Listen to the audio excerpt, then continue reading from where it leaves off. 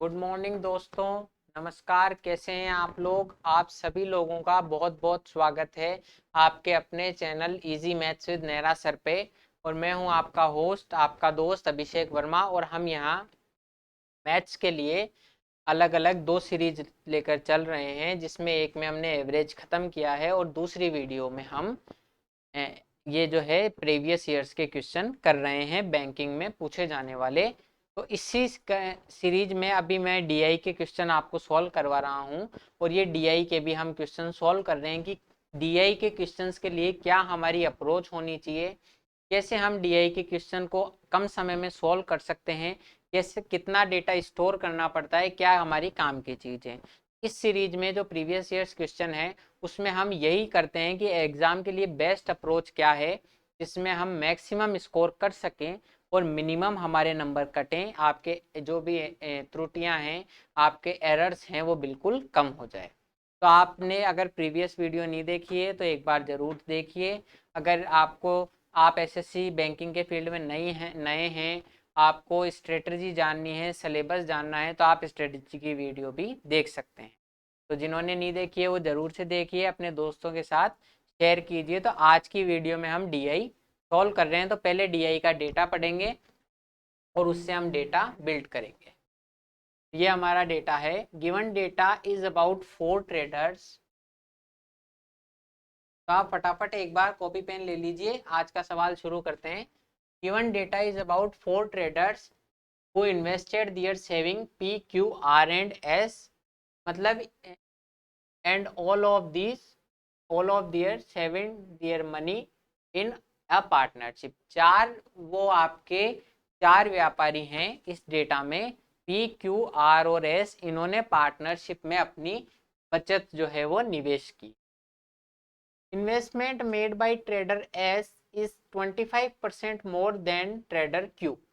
जो एस ने इन्वेस्टमेंट किया है वो क्यू से 25% ज़्यादा है। Investment made by trader Q is 100/3% less than trader R. Q का जो आपने इन्वेस्टमेंट किया है वो आर से 100/3% कम है। The ratio of time period for which trader Q and P invest their amount is 2:3। Q and P ने जिस आपके टाइम रेशो में इन्वेस्ट किया वो 2:3 है। The average of initial investment for all four is 4,500 more than initial investment of P. मतलब इन चारों ने जो इनिशियल इन्वेस्टमेंट किया उनका एवरेज जो है, अकेले पी ने जो इन्वेस्टमेंट किया उससे 4,500 ज़्यादा है। Trader P invested 9,000 rupees for whole period. Trader P ने पूरे समय के लिए, जो भी इनका एक लिमिटेड टाइम था, उसमें 9,000 रुपए इन्वेस्ट किए। If total profit at the end of the year is x, अगर साल के अंत में टोटल प्रॉफिट एक्स हुआ तो profit share of R is 24x/71। मतलब अगर टोटल एक्स हुआ तो आर का जो है वो 24x/71 होगा। इस अनुपात का मतलब समझिए कि अगर ये 71x होता है, दोनों को 71 से गुणा कर दो तो आर का 24x अनुपात होता। टोटल अगर आपके इन्वेस्ट में प्रॉफिट 71 का हुआ है तो 24 तो अकेले आर का ही है, ये इसमें कह रहा है।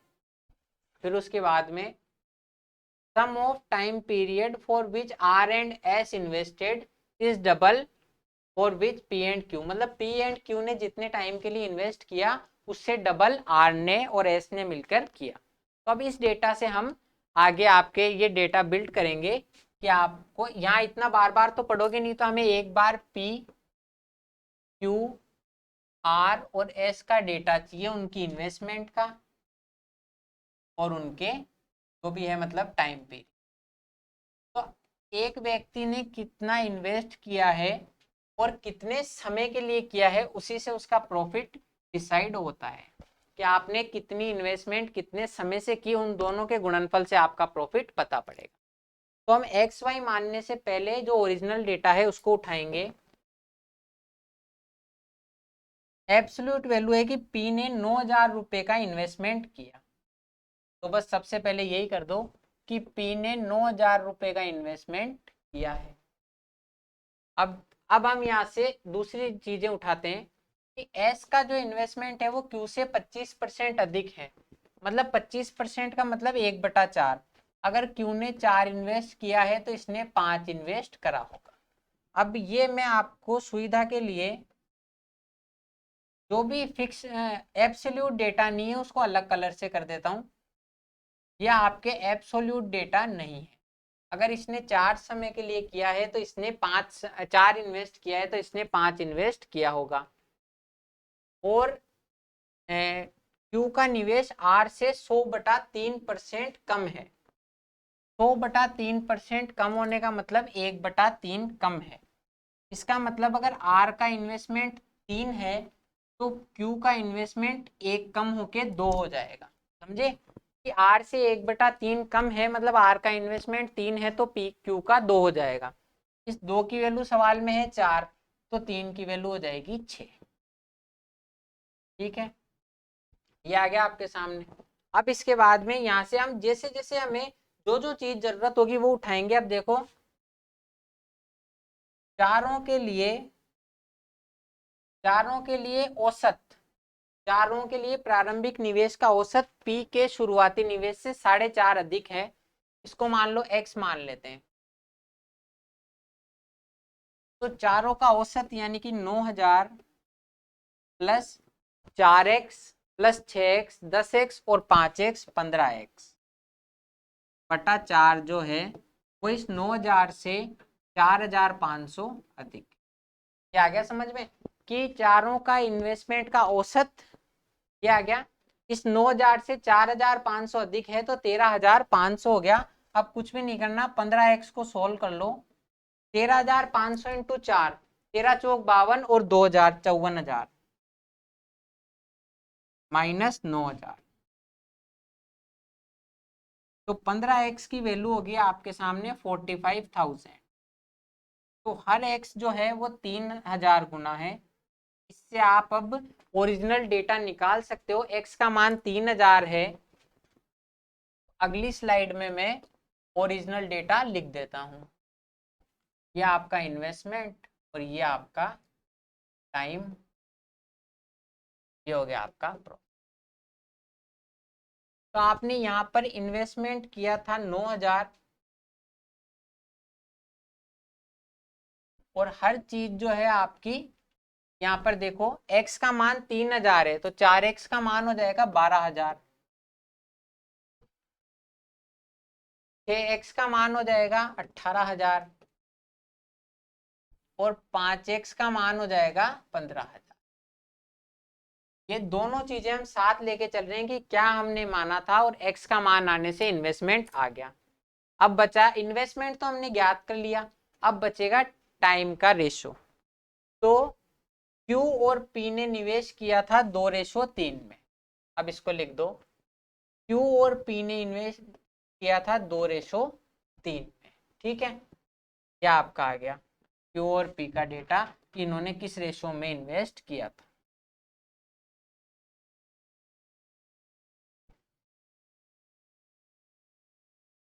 Q और P ने निवेश किया था 3:, और यहाँ पे दिया हुआ है कि कहाँ गया, R और S ने मिलकर जितनी समय अवधि के लिए निवेश किया वो Q और P की दुगनी है। Q और P ने 3 और 2 5 यूनिट समय के लिए निवेश किया, तो R और S दोनों ने मिलकर 10 के लिए निवेश किया होगा, क्योंकि Q और P का दुगना R और S ने समय के लिए निवेश किया, तो ये 10 आ गया। अब हमें पता नहीं है किस अनुपात में है। अब इसके बाद में इसके लिए भी हमें मिलेगा। आपको पता है यहाँ से हमने देखा था कि अगर टोटल लाभ x हो तो r का लाभ 24x/71 है। कि अगर टोटल प्रॉफिट मेरा 71 हुआ, टोटल प्रॉफिट 71 हुआ तो उसमें से अकेला r जो है वो 24 ले जाएगा भाग। यही तो कह रहा है कि टोटल प्रॉफिट अगर मेरा 71 हुआ तो अकेला r 24 भाग ले जाएगा। तो मैं यूं मान लेता हूं इसने p समय के लिए निवेश किया और इसने 10 माइनस p समय के, क्योंकि इन दोनों का समय का योग 10 है। अगर ये 3 और 2 हैं तो इसने p समय के लिए निवेश किया होगा और इसने 10 माइनस p समय के लिए। अब जैसा ये कह रहा है प्रॉफिट किस अनुपात में बढ़ता है? जितने आपने इन्वेस्टमेंट किया इनटू जितने समय के लिए किया। इसने 9,003 समय के लिए किया तो हो गया 27,000 प्लस इसने ये यहाँ पे देखो, ये आपका आ गया 3 2 और ये दोनों 10। यहाँ से करेंगे 9,003 समय के लिए तो टोटल इन्वेस्टमेंट 27,000, ये का मतलब 1000। 12,000 दो समय के लिए, 12,000 दो समय के लिए किया तो टोटल इन्वेस्टमेंट आपका प्रॉफिट शेयर 24,000। 18,000 पी समय के लिए किया तो आपका टोटल इन्वेस्टमेंट हो गया 18,000 इंटू पी। फिर 15,000 किया आपने 10 माइनस पी समय, ये आपका आ गया टोटल प्रॉफिट बटा पी का प्रॉफिट, तो ये हो गया 18,000 इंटू पी। इनका अनुपात है टोटल अगर 71 है तो पी, ये आपका पी का ये आर का प्रॉफिट 24 है। कैसे? टोटल हमने प्रॉफिट निकाला 71 यूनिट है बटा पी का प्रॉफिट निकाला वो 24 यूनिट है। अब देखो यहाँ भी नीचे भी 1000 है, ऊपर भी सभी में 1000 है, तो इस 1000 को 1000 से मैं काट देता हूँ। आप ऊपर पूरे में से 1000 कॉमन ले लो, के मान के या 1000 मान के, उसको 1000 से 1000 कट गया। अब देखो 27 24 51 और इसको आगे सोल्व कर देंगे। इधर कर रहा हूं 27 and 24 51 plus 18p minus 15p, ये माइनस का हो जाएगा तो 3p प्लस 15 इंटू 10 150 बटा 18p इज इक्वल टू 71/24। अब इसको सोल्व कर दो, 18 से ये 6 से 3 बार और ये 6 से जाएगा 4 बार बस। अब ये आपने उतार लिया तो मैं इसको हटा के यहाँ पे सोल्व कर देता हूँ।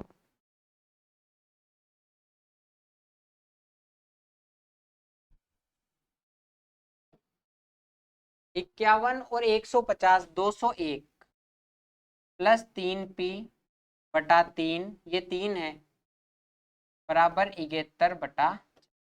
अब आपको वहां हर बार कॉमन नहीं लेना है, कैलकुलेशन डायरेक्ट आनी चाहिए। 3 से कटेगा 3, ये तो एक बार, और ये 3 दोनों में है तो ये 3 से कटेगा 67 टाइम। ये कैसे होगा? जब आप कैलकुलेशन करोगे कि इन दोनों में से मैंने 3 कॉमन ले लिया तो यहाँ तो बचेगा 1p और यहाँ बचेगा 67। अब इसको आगे देखो 67 प्लस p इंटू 4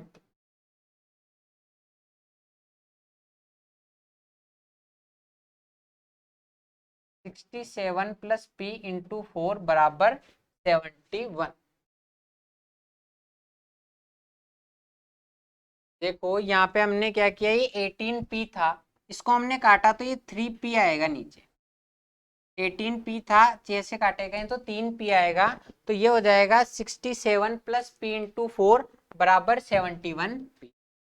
ये चीज आपको कब पता पड़ेगी कि गलती होगी? जब आपकी मैक्सिमम प्रैक्टिस होगी तो ये p इससे गुणा हो जाएगा 67 प्लस p इंटू 4 बराबर 71p। अब सोल्व कर दो 67 इंटू 4 बराबर 71p माइनस 67p, तो ये हो जाएगा आपके 71p, ये 4p हो जाएगा माइनस 4 विच इज 67। तो आप डायरेक्ट p का मान निकाल सकते हो 4। कैसे? मैंने क्या किया, इन सभी के प्रॉफिट का रेशो बटा r का प्रॉफिट का रेशो बराबर 71/24 है, तो इसको मैंने सोल्व कर लिया आगे और p का मान आ गया 4। तो जब p का मान 4 है तो ये तो हो गया 4, और इस 10 माइनस p का मान हो जाएगा 10 में से 4 गए तो। अब ये आपके टोटल आ गया कि आपने कितना कितना इन्वेस्ट किया और कितने कितने समय के लिए किया। इस तरीके से आपका डेटा बिल्ट हो। तो यही आपको डेटा बिल्ट करना था। हमने यहाँ से देखा कि कैसे चीज़ें बदलती है। 4x 5x 6x था, उसको सॉल्व करके हमने ओरिजिनल वैल्यू निकाली, और यहाँ p और 10 माइनस p था, उसमें हमने टोटल अपॉन r का रेशो निकाला 71/24। वो हमने सॉल्व किया, फिर उससे p का मान हमें प्राप्त हुआ 4, और 10 माइनस पी का मान हुआ 6। ये आपके ओरिजिनल वैल्यू आ गई। अब आप क्वेश्चंस को सॉल्व कर सकते हो। ट्रेडर आर के निवेश की समयावधि ट्रेडर एस से कितने % अधिक या कम है। अब आर की समयावधि 4 है, इस 6 से कितने % कम या ज्यादा है। तो आर की समयावधि 4, इस एस 6 से कितने % कम है। तो साहब पहले तो डिफरेंस निकाल लो, 6 से 2 कम है। 6 से 2 कम है तो परसेंटेज डिफरेंस क्या होगा। 2 की कमी है 6 पर, तो 100 पर हो जाएगी 33.33। एस ने निवेश किया 6 समय के लिए और आर ने निवेश किया 4 समय के लिए। तो 2 कम है 6 पर, तो 100 पर हो जाएगा 1/3 इंटू 100 विच इज 33.33%, जो आपका आंसर हो जाएगा। इसमें क्या करना है, आपको दोनों का डेटा उठाना है और डिफरेंस निकाल के परसेंटेज डिफरेंस निकाल देना है। एस और आर के और क्यू और एस के निवेश का अनुपात, मतलब इन्वेस्टमेंट चाहिए हमें रेशो। एस और आर ने जो निवेश किया रेशो, क्यू और एस ने जो निवेश किया उसका अनुपात। तो डेटा उठा लेंगे। एस और आर ने निवेश किया 18,000 और 15,000 टोटल। आर और एस ने निवेश किया 33,000। 18 और 15। क्यू और एस ने निवेश किया, क्यू ने 12,000 और एस ने 15,000, तो 12 और 15 27,000। अब देखो, जब आप यहाँ से इतना समझ सकते थे कि रेशो में ही पूछ रहा है, दोनों चीजें 1000 में आएगी, तो क्यों ना मैं 1000 को पहले भी काट सकता था। अब काट दो, 1000 से 1000 कट गया। 33:27 विच इज 11 रेशो। समझे, एस और आर ने निवेश किया 18 और 15 33,000, क्यू और एस ने निवेश किया 15 और 12 27,000। तो इनका रेशो आ गया 33:27 विच इज 11:9। ये आपका आंसर। एक बार आपने डेटा बिल्ड कर लिया तो फिर डीआई के क्वेश्चन बिल्कुल चुटकियों में हल हो जाएंगे। यदि व्यापार अवधि के अंत में कुल लाभ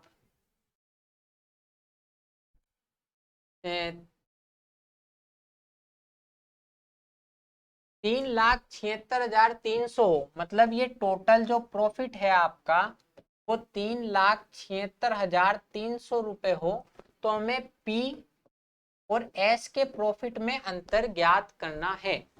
अब देखो, ये प्रॉफिट जो है इनके इसी अनुपात में होगा। यहां से हम अब सॉल्व करेंगे कि इसने तो किया 9,000 इन्वेस्ट 3 महीने के लिए। अब हमें रेशो में ही बात करनी है, तो तीनों ने 1000 किया है, इनको चाहे काट भी दो तो भी आपके कोई फर्क नहीं पड़ेगा, क्योंकि हम रेशो निकाल रहे हैं कि इसने 9,000 3 महीने के लिए किया, चाहे 9 3 महीने के लिए किया। तो इसने 9 किया 3 महीने के लिए 27, इस क्यू ने 12 किया 2 महीने के लिए 24। अगर मैं 1000 भी मानूंगा तो 1000 से 1000 कट जाएगा। इसने 18 किया 4 महीने के लिए तो 72, इसने 15 किया 6 महीने के लिए तो 90। ये इस अनुपात में इन्होंने इन्वेस्ट किया था। तो अब हमें क्या चाहिए, इसने 9,000 3 महीने के लिए किया, मैं यहाँ 27,000 लिख दूंगा जब मैं रेशो बात कर रहा हूँ। 12,000 2 महीने के लिए तो 24,000 लिख दूंगा। तो यहाँ लिखने के बाद भी 3 जीरो से 3 जीरो कटेगी ना, तो क्यों ना हम पहले ही काट दें, इसलिए मैंने 1000 नहीं लिखा था। तो हमें टोटल प्रॉफिट दिया हुआ है। अब ये देखो, ये सारी संख्या भी है ना 3 से कट रही है, तो आपको यहाँ कैलकुलेशन करने में जो संख्याएं कट रही है उनको पहले ही कैलकुलेट करके काट दो, ताकि आपकी कैलकुलेशन कम हो। 3 से काट दो 9, 3 से काट दो 8, 3 से काट दो 24 और 3 से काट दो 3। मतलब ये इस अनुपात में उनका प्रॉफिट बटेगा। हमने क्या किया, पहले तो 1000 को काट दिया, फिर 3 को काट दिया। तो ए को प्रॉफिट अगर 9 यूनिट मिलेगा, बी को मिलेगा 8 यूनिट, सी को 24 यूनिट मिलेगा और डी को मिलेगा 30 यूनिट। तो इनका जो टोटल प्रॉफिट होगा वो कितना होगा, टोटल प्रॉफिट 9 और 8 17, 17 और 24, 17 और 20 37 और 4 41 और 30 71। ठीक है, कि 9 और 8 अगर 17 है, यहां से देखो हमने इसको काट भी दिया तो भी हमारी कसौटी है कि हमने यहाँ पे पढ़ा था कि अगर टोटल आपका प्रॉफिट 71 होगा तो आर को 24 मिलेगा। अब देखो टोटल प्रॉफिट 71 हुआ, इसमें से आर को मिला है 24, तो इसका मतलब हम सही कर रहे हैं कैलकुलेशन। तो 9 और 8 17 और 24 41 और 30 71 अगर टोटल प्रॉफिट होता है तो हमें किस किस का अंतर पूछ रहा है, पी और एस का अंतर। तो पी को होगा प्रॉफिट आपका 9 यूनिट, एस को होगा 30 यूनिट। ठीक है, अब देख लो आगे। पी अगर टोटल प्रॉफिट है ये है 71 यूनिट के बराबर, तो पी और एस का डिफरेंस पूछ रहा है ये, मतलब कौन सा ज्यादा है कौन सा कम हमें नहीं पता, तो इन दोनों का डिफरेंस है। इसको 30 यूनिट का प्रॉफिट, को 9 यूनिट का प्रॉफिट, तो 21 यूनिट का अंतर। कि अगर टोटल प्रॉफिट हम माने 71 यूनिट होगा तो उसमें से 30 यूनिट एस को होगा और 9 यूनिट पी को होगा। इन दोनों के लाभ में जो अंतर है वो 21 यूनिट का होगा।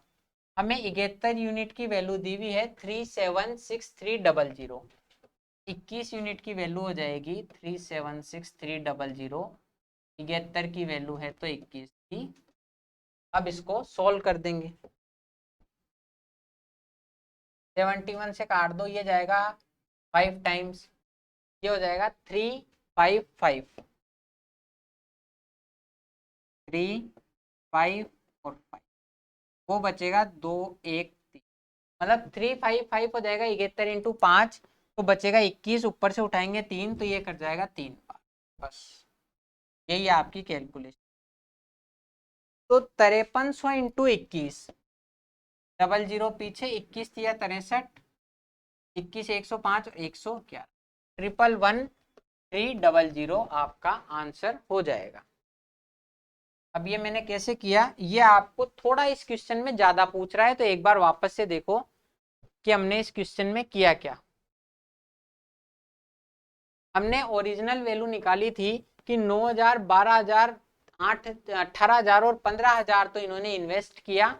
कितने समय के लिए, हमें समय का ओरिजिनल वैल्यू मान नहीं था, पता नहीं था, तो हमें पता था अगर इसने 3 समय के लिए किया है तो इसने 2, और इसने किया है 4 समय के लिए और इसने 6, तो इनका जो प्रॉफिट होगा वो इसी अनुपात में बटेगा।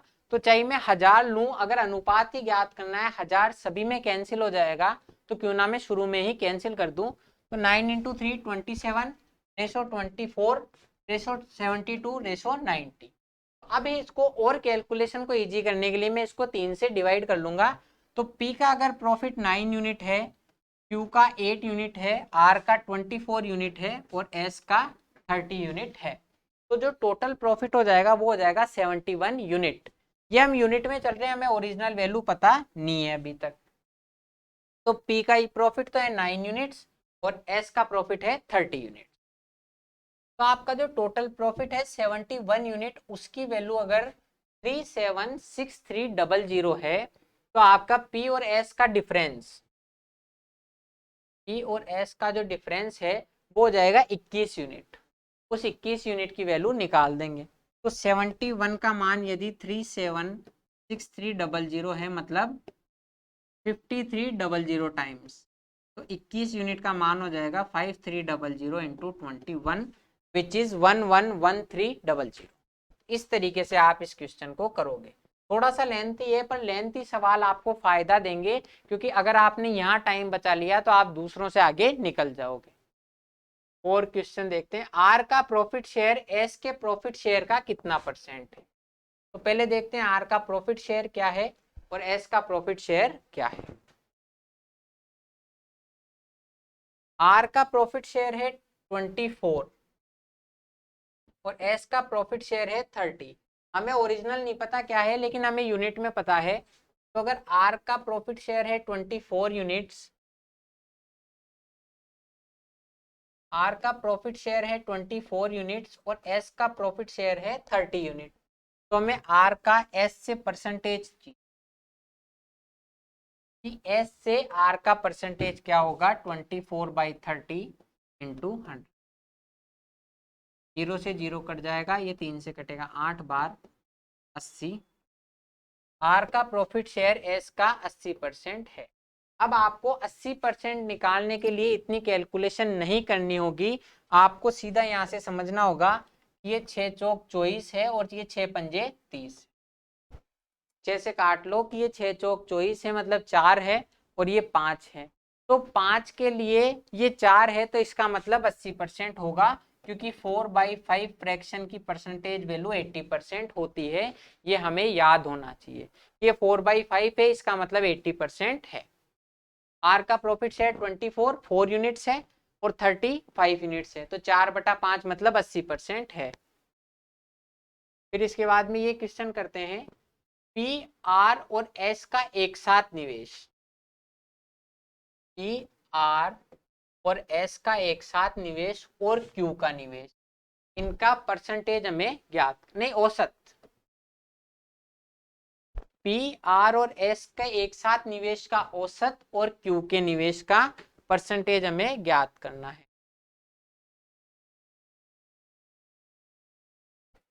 तो पी आर और एस ने कितना निवेश किया था? अब 9,000, 18,000 और 15,000।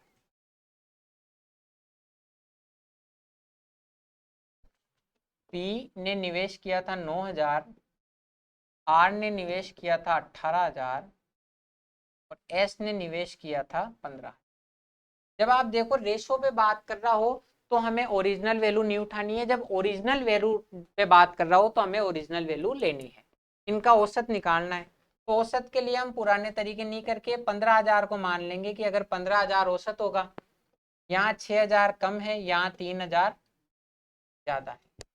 6,000 कम है और यहाँ 3,000 ज्यादा है, मतलब आपके डिफरेंस आया 3,000 कम है। उससे फर्क क्या पड़ेगा? 3 लोगों पे, उससे 3 लोगों पे फर्क पड़ेगा, 1,000 कम हो जाएगा।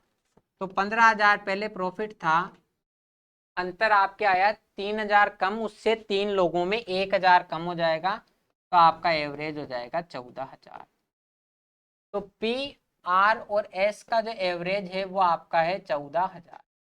कैसे निकाला? 15,000 मान लो, यहाँ 6,000 कम है और 3,000 ज्यादा है, तो टोटल आपका डेविएशन आया 3,000 का, कि 3,000 कम है। तो उससे एवरेज पे कितना फर्क पड़ेगा कि 3,000 3 लोगों में बटेगा, तो 1,000 आपके टोटल कमी हो जाएगी। 1,000 कम कर दो 15,000 से, तो 14,000 आपका एवरेज आ गया। और क्यू का इन्वेस्टमेंट क्या था? तो क्यू ने इन्वेस्ट किया था 12,000। अब ये कर दो, क्यू ने इन्वेस्ट किया था 12,000। तो इन तीनों का औसत क्यू का कितना परसेंट है ये निकाल दो। इन तीनों के औसत का एवरेज 14,000, 12,000 का कितना परसेंट है? तो 12,000 का कितना परसेंट है ये हम निकाल सकते हैं। 3 जीरो से कहेगा 3 जीरो, ये जाएगा 6 बार और ये जाएगा 7। 2 की 12 और 2 सत्ते 14। अब यहाँ पे देखो, कैलकुलेट करने की बजाय आप यहाँ समझो 7/6 है। 7/6 की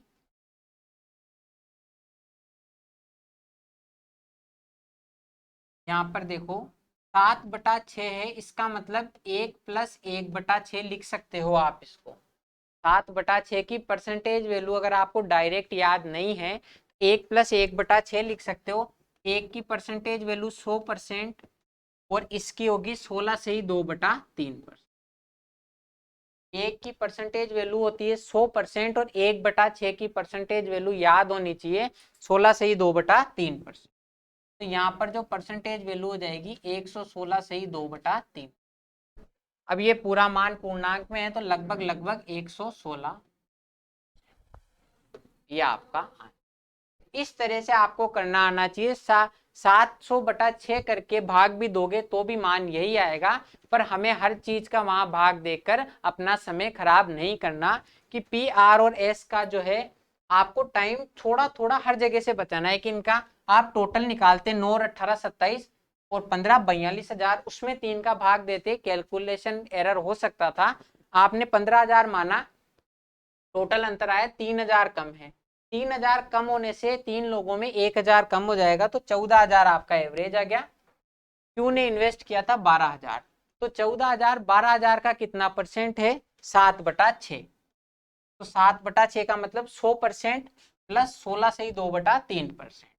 116 से ही 2/3% आएगा, जो लगभग लगभग 116 के इक्वल है। तो ए का मान आपका 116 आंसर हो जाएगा। तो इस तरीके से हम डीआई के क्वेश्चन को करते हैं।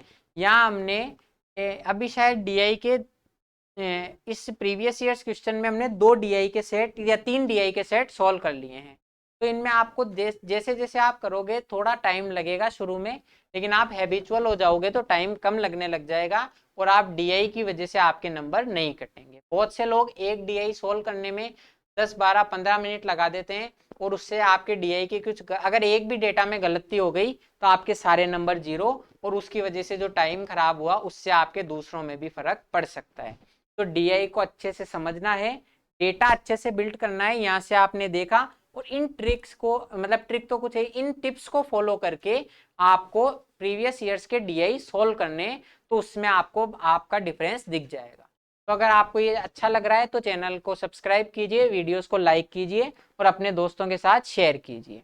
आज की वीडियो में इतना ही था। अब मैं मिलूंगा आपसे अगली वीडियो में, तब तक के लिए थैंक यू, जय हिंद।